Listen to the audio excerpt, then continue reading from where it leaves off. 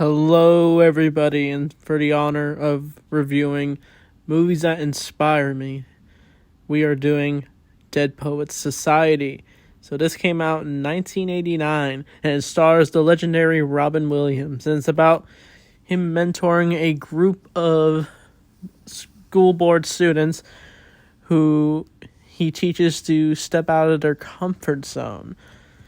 So this movie is very inspiring. It's 2 hours long, but it's a lot of fun. We see a much younger Ethan Hawke in this movie, and we mainly is about a man named Neil Perry and the dreams he's trying to pursue and his passions while stuck at this boarding school with a strict father.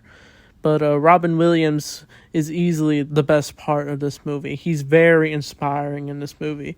And honestly, his wisdom is even carried on to this day because of this movie. But this movie, it teaches you don't need to keep following strict rules. And they first think it's weird what Robin Williams is doing, but sooner or later in the movie, they start to feel inspired by him. They look up to him as easily one of the best teachers.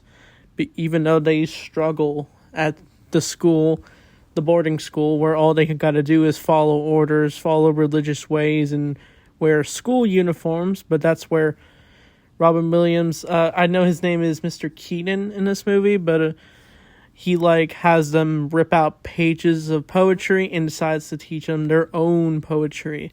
And it creates a beautiful message for this movie.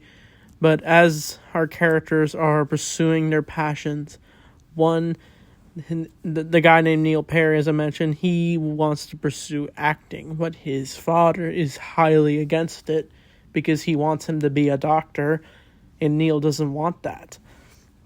But Ethan Hawke, his character, he kind of just tags along in the movie, but he's definitely the nervous one of the group.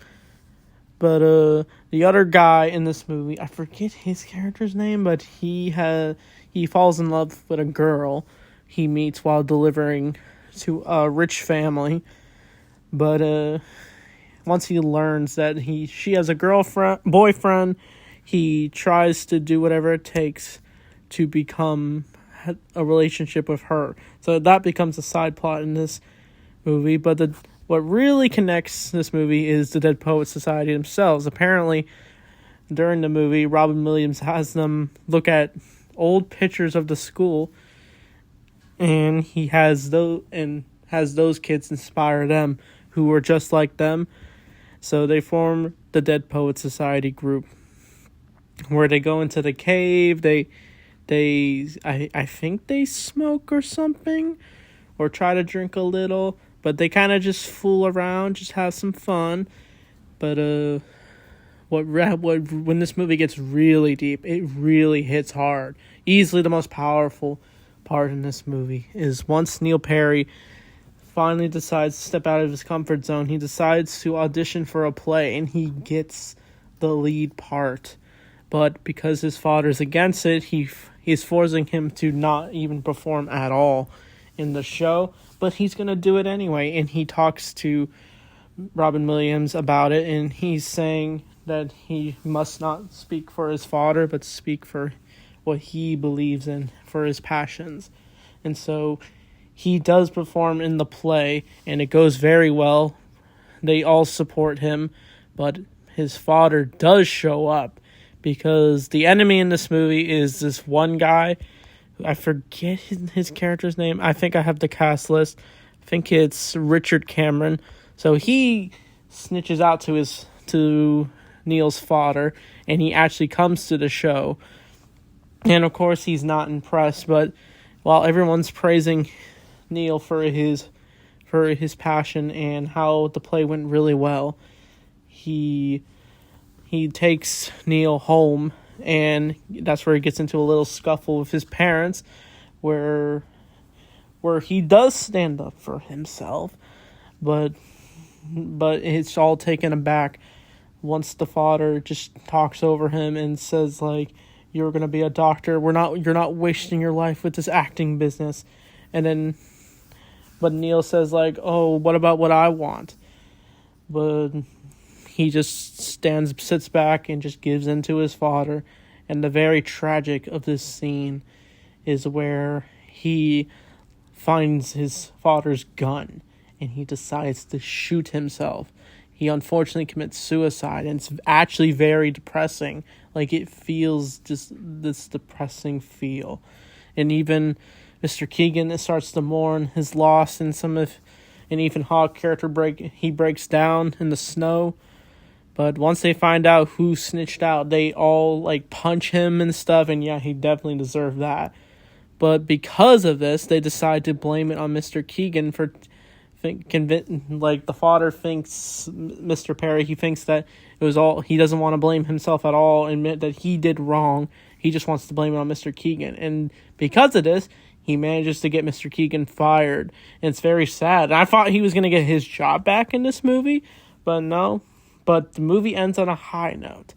As our fellow characters, they're being monitored by the headmister of this boarding school, and he just tells them to pull out their poetry books, but of course they don't have the pages on there. But most of them, our main leads, they all stand on the table, decide that they're going to stand up for what they believe in, as they all stand up for Mr. Keegan as he's about to leave his classroom for one last time. And the movie ends with Mr. Keegan smiling. So yeah, Robin Williams is easily amazing in this movie. And honestly, I wish I could talk to someone like Robin Williams for advice on acting, since acting's the thing I like doing for the plays I'm in right now. But yeah, it's very unfortunate Robin Williams is not with us anymore. It's already been 10 years, but he still is amazing and hilarious to see in movies to this day. And we need more movies like The Dead Poets Society, because this movie inspires all of us, if you really think about it. It teaches you to be encouraging towards your passions. And I'll take this advice for all of you.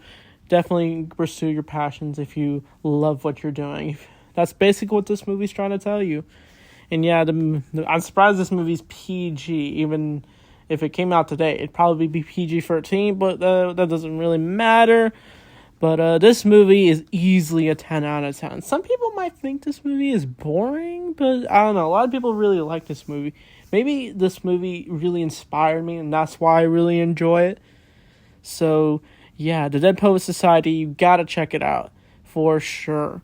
And the one other thing I did find funny is when I saw Ethan Hawke in an interview on a Daily Show, and apparently his kids saw this movie, and they didn't even recognize Ethan Hawke, and he says, like, you've been watching me for 1 hour.